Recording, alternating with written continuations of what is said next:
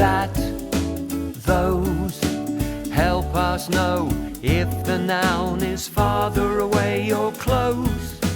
These, this, those, and that.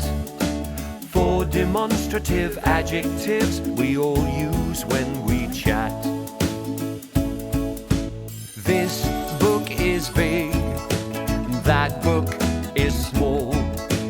This cap fits, that hat doesn't at all. These shoes are pretty, those shoes are not. And that is a very windy book Kevin and Pat have got.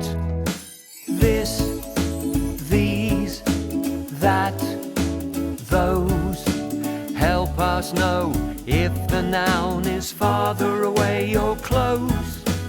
These, this, those, and that. For demonstrative adjectives we all use when we chat. We use the adverbs here and there to help pin down the noun so its location is clear.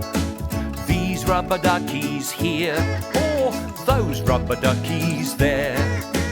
We could check in this library here, or that one over there. Put these words around the noun, and what do you know? The noun is found. This and the